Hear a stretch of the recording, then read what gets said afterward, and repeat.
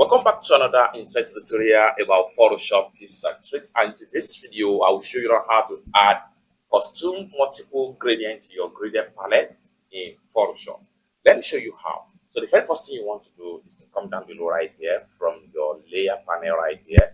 Make sure you go ahead and create a new layer. Having created a new layer, next thing you want to do is to go ahead and make sure you select your gradient right here.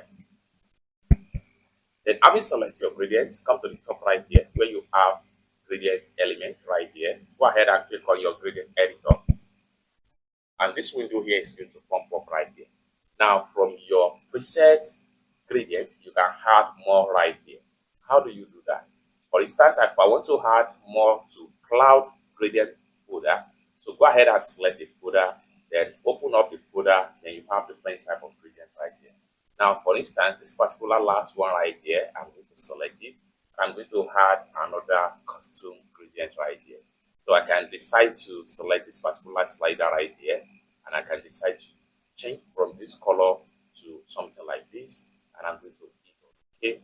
Now, we have it right here, but we have not yet added to our gradient group palette preset. How do you do that? First of all, we can decide to work on the opacity of this one right here. And for that, click on the top right here. Then you have opacity update. Then go ahead and click on the opacity. You can turn off as many as possible to reduce the opacity of that particular color you add. This depends on the kind of gradient you are looking at. So once you are satisfied with every preset, next thing you want to do is to go ahead and click on new. Immediately you click on new, then you have it right here in your preset palette. Once you are done, go ahead and hit on OK, and you are done. It's that simple. So this is how to add more and different types of gradients to your gradient preset group in Photoshop. For more tutorial tips and tricks on how best to use your Photoshop software, consider to subscribe.